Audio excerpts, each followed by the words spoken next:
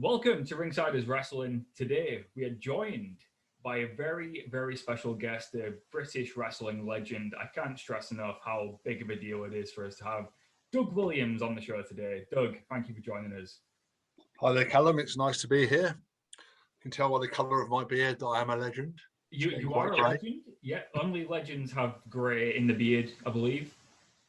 Would explain my mind's not one speck of grey in it, but... there we go. You're young, that's why. So how have you been, Doug? How's life been treating you pre-return to wrestling?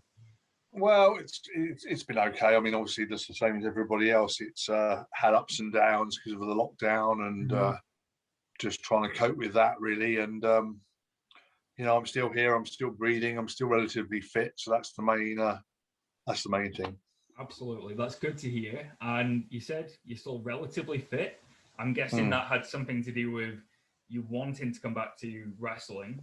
My first question's got to be, what was it that brought you back? I mean, you was retired. Is it just that there's so much good talent on the scene right now that you thought, I've got to mix it up with these guys? Or what did it for you? Well, it was a couple of things. I think the first thing was being in lockdown, sitting at home, doing absolutely nothing was kind of an eye opener for me to basically say, life's too short really to, whilst you can still do something, you still enjoy doing it and people want to see you perform, then get out there and do it again. So really that was really my focal point. And the timing of announcing it now is that it allowed promoters time to make that decision to book me or not. Because while we are still in lockdown, we are slowly moving out of it. So come the end of the year, fingers crossed, we're out of the situation where we can have we're in the situation where we can have live shows.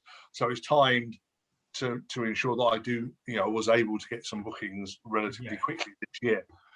Coupled with that as well was I retired. Part of the reason I retired was injuries that I had at the time, and I've had neck surgery, so that's kind of remedied, and things are a little bit better than they were back in 2018. So I feel like I probably am physically able to get into the ring. How long that will last, who knows? But at least I feel quite healthy, and I feel like I can go again. So that's the main kind of two reasons for me. Brilliant, man. I kind of feel like this is, I guess it's completely different in a way, but when Daniel Bryan came back to WWE, and when he came back, the first thing you did was saying, oh, we could have matches with this person, that person. For me, when you announced you were coming back, the first thing I did was think, oh God, we could see Doug Williams versus this person, that person. So, right. Jamie, I think that's probably slightly different to me in that I'm not overly familiar with a lot of the young talent around at the moment. So I'm really interested in finding out who's out there and the talent that's there and the matches that I could potentially have. I mean, it was obviously the old hands, people I know that I've worked with before that are still going to be wrestling, always have great matches with. But I'm really excited about seeing some of the new talent, some of the people maybe I've never even met before. The ones that are filling the spots that used to be taken by the guys that have moved on to NXT. It'd be great to see the talent that's now there on the scene. Yeah, the landscape has changed especially in British wrestling. So I imagine you like you said, you're looking for a challenge now you're back. You want to see if you can keep up with these younger guys, and if you can, I think I can keep up with them. No, well, yeah, you're right. I don't know. It'd be interesting to see. It'll be interesting to see. One of the guys in British wrestling who I would love to see you against is Cara Noir, the current Progress World Champion. Oh, yeah. Well, I'll tell you what, I was something interesting about. I've wrestled him before. Oh, really? I wrestled him before he was Cara Noir. I wrestled him in Norwich for WAW. Right. The Knight family, and he was still doing his old gimmick. We had a decent little TV match, about 6 minutes. But yes, I'd be really, and you know what? I remember saying to him at the time that he just needs to find himself. He was a good wrestler, but I always felt he was always very uncomfortable in what he was doing. Yeah. And personally, I loved the Cara Noir gimmick. I thought it's such a departure. It was so different to anything else at the time. I mean, it's just totally unique. So no, I'm definitely really looking forward to wrestling I won't say your name, Cara. I'm definitely really, really looking forward to that for sure. I think he's done a fantastic job of getting himself over with something really unique.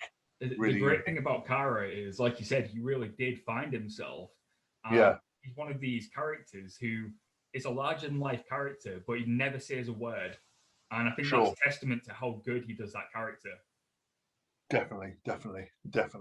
So, and I'll look forward to that one. You know, he is Progress champion, is he not? He is. So you never know. You know, that's what I was going to say, man. I mean, you've held gold in Progress before. You've been the Atlas champion. So Progress World Championship. If you're coming back to British wrestling, I'm sure that's something people would want to see. And definitely. Actually, that's one of my questions is, are you coming back to just British wrestling, or are you open to wrestling anywhere in the world? No, well, I am actually contracted to Ring of Honor until the end of the year. Right. Because I don't know if you know about last year, I was supposed to be part of that past versus present show. Yeah. I was supposed to be part of the Pure Wrestling tournament. Yeah. I actually signed a contract for 2 years with them. Okay. So I'm contracted to them to the end of this year. So hopefully, if things open up in the States, and I have spoken to them about it, and they said, you know, well, we can't do anything now, but once things open up, I'll be back there. I'll be there working for them for a little bit. So that'll be fun. And obviously, all my usual favourite places. I'd love to go back to Japan again. Yeah, I've still got a very strong connection with Pro Wrestling Noah. Germany, Germany's one of my favourite places to wrestle. So hopefully I can get back there as well. But of course, it's all contingent on the situation we're in and when that improves, isn't it? You know, unfortunately. The reason I ask is, I mentioned that we fantasy book. We're wrestling fans. It's what we do. As soon as we saw you up in that retirement, we fantasy booked something. So it would be amazing to see you in the NWA because we feel like you're a perfect fit for the NWA. Mm-hmm. Nick Aldis, the world champion, someone you have history with.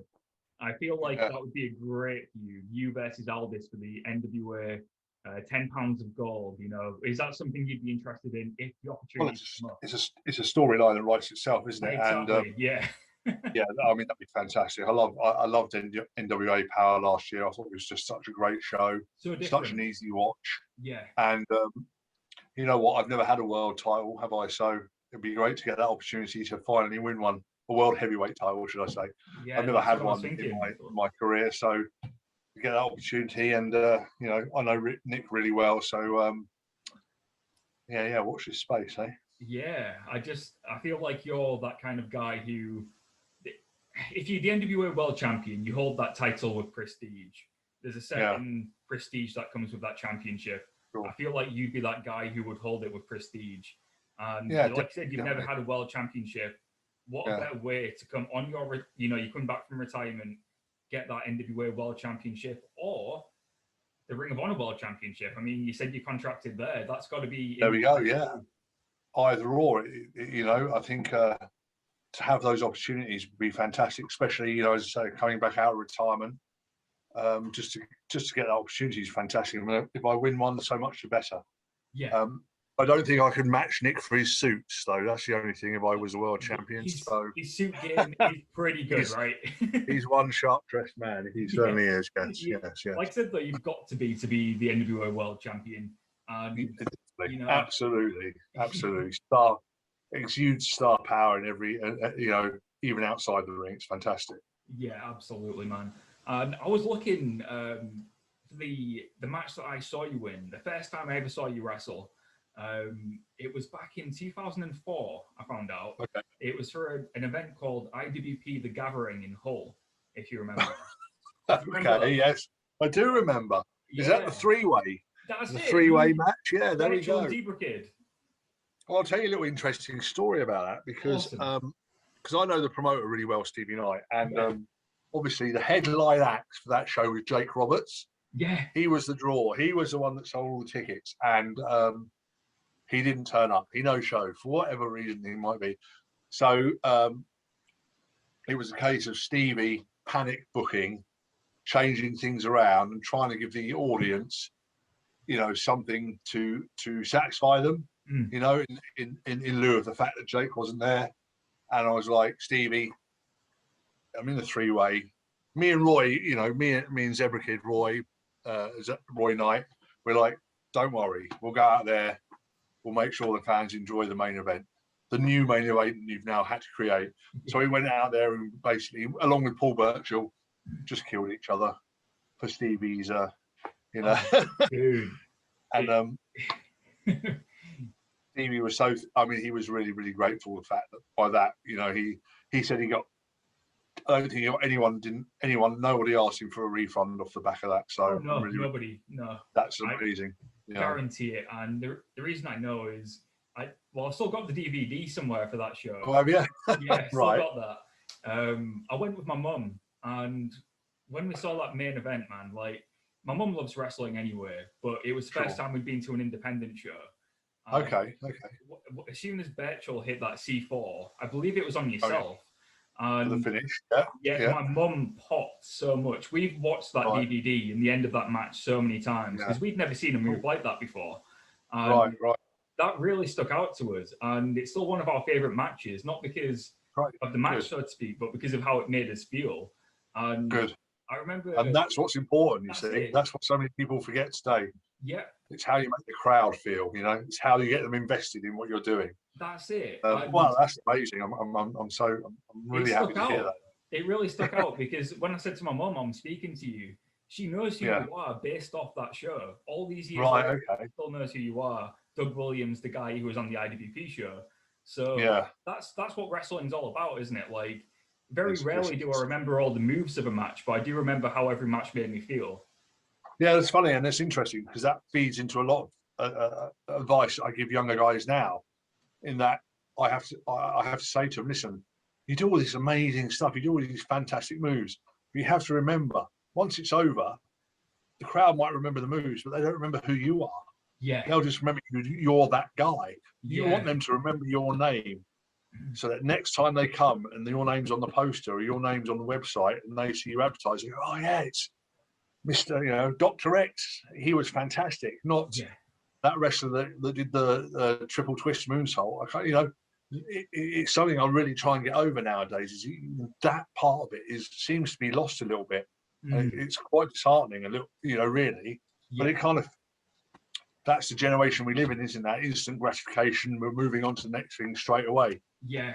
But it doesn't really serve wrestling, I'm afraid. You know, wrestling is still a storytelling genre with characters that people need to get invested in, and that's one of the reasons I came back. Is that I need to try and get these messages across to young guys and make them understand that. And if they want to keep the business, you know, longevity-wise at a certain level, or even grow it in this country, that needs to be the thing that gets focused on. You know, pulling in those fans that are not so hardcore that they appreciate the athleticism and the moves. They want to see characters. They want to see personalities, celebrities, if you like. They want to see that thing. And you know, unfortunately, it's lost a little bit, but hopefully we can pull it back. Who knows? Who knows? Agree. It's the people who are changing the channel. You want them to stop on the show that you're on, and and they might stop. And they might stop for the move. Yeah. But then they need to keep watching after that for the character, don't they? It's why. So that they remember the character. Yeah, it's why. And then they tune in the next week to see that same character. You know. That's it. Yeah, because you're not going to tune in next week to see the same move again, are you? Because you've seen that move and it impressed you once, and that was it. Yeah, it's always the characters. I mean, when you say like what got you into wrestling, it's very rarely, oh, the Canadian Destroyer got me into wrestling. It's always a wrestler got you into wrestling. It's never the move. It's always a wrestler. For me, Shawn Michaels. Right, the complete package, the whole character, the whole gimmick, everything about them. Yeah. It's like no one ever says they love Shawn Michaels because of the super kick, do they? No. They say they love Shawn Michaels because of his, you know, his character. Yeah, whatever it might be. A jackass. Yeah, exactly. But he was one of the best wrestlers on the planet. Absolutely. You know. Who was it for you? Who got you into wrestling? If you could, like, was it? When did I mean, the first event I ever saw that made me a real big fan, was WrestleMania 3. Right. And Love Savage versus Steamboat. And off the back of that, I think Ted DiBiase was my favourite wrestler in WWF at the time. I always loved the heels anyway. because I used to love that they hammed it up so much. You know what I mean? It was just brilliant. Yeah, because So Savage, yeah, a heel Jake Roberts, Ted DiBiase. Those are the kind of guys that I really love watching. Absolutely phenomenal. Did you get the chance to step into the ring with anybody that you always classed as one of your favorites, or anyone that got you into the business? Did you ever get that opportunity? Oh, I mean, I've been in the ring with Jake Roberts, probably past his best, but I've been in the ring with him. Yeah. Ted DiBiase's actually managed a match I was part of, Right. which was great. And I've got a fun little story about that as well, because it was in Scotland, and the guy I was facing was a baby face, I was a heel, but he weighed like 300 pounds odd, and I was whatever I am, 220, 230, and I was like, how can I make this work? And I got Ted DiBiase as my guest manager because they'd been brought in. So I went on YouTube, found an old Ted DiBiase match from WWF where he wrestled some big baby face. I basically just did his match in the ring. That's brilliant. So you had a pre-made match that you could just do. Yeah, I watched his match on YouTube where it was him wrestling some big baby face guy. I can't remember who it might have been, like a Jim Duggan or someone like that. He's quite limited. I was like, right, I'm going to do that, pretty much that match in the ring. And I'm not sure Ted appreciated it at the time because it's a long time past his career, but it got the reaction that I needed from the crowd and got the other guy over as a big baby face. So I was grateful for that. Amazing. So I love the idea that you just go on YouTube and you're like searching for Ted DiBiase and that, and just do the exact same match. yeah, just all the stuff that he would do to get the baby face over. You know? Oh man, so that was great. You know, that was a lot of fun. Did you ever get the chance to work for Brian Dixon? I'm guessing you did. Hey, yeah, hundreds of times, hundreds of times. I knew you would have done at some point. Yeah. I'm funny really because I'm not known as a Dixon guy, and it's because he has a kind of core group of guys that does all his tours. Yeah. But I was never that guy. I was the one that kind of fitted in and out and picked out the dates between the stuff that I was doing. I'm kind of thankful for that because a lot of the guys that do work for him all the time kind of get stuck in that rut of just being an all-star guy. Yeah. But I was never labelled as such because I was always busy doing something else. And he, and to his credit, he always accepted that, and he would give me the individual dates here and there. He never demanded that I do a whole tour for him. Yeah. He never said, Doug, you've got to do the whole week. He would give me those dates when it fitted me. So I credit him for that. That was appreciated. Yeah, really was. He always seems like a fair guy, and we've had quite a few people on. Well, yeah, a lot of people on who have worked with Brian Dixon. And right. Okay. If I ever got to give me a Brian Dixon story or a Brian Dixon impression, can you give me either of those? I don't think I can really give you an impression. I don't know about that. I'm trying to think of a story. Some people that come on who do an impression so well, it's like he's in the room. Nathan Cruz is can I do it 100% or you can't do it at all? Yeah. I can't. I'm sorry, I'm terrible at impressions. I'm trying to think of a story that I mean, because he's such a character, isn't he? He is. He's incredible. I mean, I do remember. I'll tell you this, right? So the first time I was introduced to him, so I don't know if you know who Blondie Barrett is. Yeah. Yeah. He said because I worked a lot with Blondie on the holiday camp circuit. He said, I'll come to Croydon, come to Fairfield Halls, and I'll introduce you to Brian Dixon and try and get you on the shows. I was like, oh, great. so I went along with Blondie to the show, and I met Brian, and Blondie goes, "Oh, this is Doug Williams. He's a young guy. I've been working on the camps, and he's really good." And Brian looked at me up and down. He went, "Have you got your gear with you?" I went, "No." He goes, "Well, that's not much use, is it?" And then he just walked away and left me. And I was like, "Oh, I've blown it. My first opportunity." Oh, I love it. I never really, it's just, and that's a lesson for every wrestler. Always have your gear with you every time, anytime you go to a show. Rule number one. Hey, I was a young lad. What did you expect? Come on, wet behind the ears at that time. Like I said earlier, though, like over your career, it's not just British wrestling. I know we're focused quite a bit on that with Brian Dixon Sure. and coming back to British wrestling. But Yeah. you made such a name for yourself in America too. And one of those places was TNA. Jamie, who I do the show with, is very familiar with your TNA work.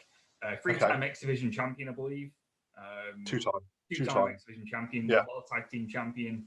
Yeah. You know, you've done it all. Even in Japan, Sure. IWGP Tag Team champion, very well decorated. So, what Yeah. for you? Do you feel like you was your biggest opportunity in branching out of the British wrestling scene, because you've done it all really? So, what was it for you? What was it that made me or allowed me to do that? What was the reason you was able to branch out so far? Perseverance, ambition. Yeah. I'll tell you what. This is what I did. This is the era before CDs, before YouTube, before streaming, before internet. I got a VHS tape of 4 or 5 of my matches, copied it about 30 times. Got a big stack of VHS tapes. I went on the internet, as it was then, in 1996, 97. I found this website that listed all the independent promotions in America that were active at the time. Yeah. I chose about 30 of them, and I sent the videotapes out to these 30 promotions. So imagine the cost involved in that, packaging them all up, sending them off. Okay. I got a reply from 2. But I worked for those 2 promotions, and then the word of mouth of me working for those 2 promotions allowed me to work other places, allowed me to expand in my exposure. But I had to put that hard work in from the start, Yeah. And that was a lot of things that other wrestlers weren't prepared to do. They just prepared to sit back and hope that someone else would see them. But it doesn't work like that, unfortunately. It might work like that nowadays when the exposure is so much greater. Yeah. And, you're on YouTube and there's GIFs of people doing moves on Twitter and social media and this and that. But, in some ways it's easier for that exposure. But in other ways, nowadays, I think it's much more difficult to stand out and be unique. I'd agree with that. Because everybody gets seen by everyone. Yeah. So what are you going to do to make yourself look different, Yeah. That's the difficulty nowadays, that maybe I didn't have that much problem, because those tapes I sent to those American promoters, they weren't seeing any other British guys doing British style wrestling. They were just seeing me, and they thought, wow, so those 2 promoters that took a chance on me, once other American promoters saw that, they were like, oh wow, that's a style we've never seen before. And then it slowly, it mushroomed into something much bigger. And that's what it is. It's hard work. It's the same as any other career. Hard work, perseverance, and believing in yourself and believing in your talent obviously is a major part of that. But also, you've got to let people know. You've got to let people see what you can do. Sure. You can't sit back and wait for them to come to you. It doesn't work that way. Yeah. And that's the thing. I feel like more people nowadays need to start sending VHS tapes out again, because that would really stand out. Oh God, does anyone have a VHS player though? That's a really good point. I haven't seen one for about 10 years. I think most tapes are used as doorstops nowadays, aren't they? Yeah, absolutely. Yeah, but sorry. You're so right. People nowadays, it's the instant gratification part of it, where it's all about GIFs and short videos, and that's what people bookings nowadays. Fair play to them. If that's how you get your bookings, but like you said, there's a million people posting a GIF for every show, and I can't ever tell you who it was doing the moves in those GIFs. I just know it was a good move. Whereas with you sending out those VHS tapes, I'm guessing on each of the envelopes it said very clearly Doug Williams. Yeah. and it's a full match as well. So you see the full rounded character. You see my entrance, you see what I do from the start of the match to the end. It's not just one single clip of a highlight of your match. People, promoters get to understand who you are as a character, then they'll book you so much better than they might otherwise do. Yeah. Which then actually helps your career and it helps your progression. Yeah. So is that your biggest bit of advice for wrestlers nowadays? Do something that makes you stand out. Well, yeah, it has to be, doesn't it? You have to find what your unique selling point is and promote and push it.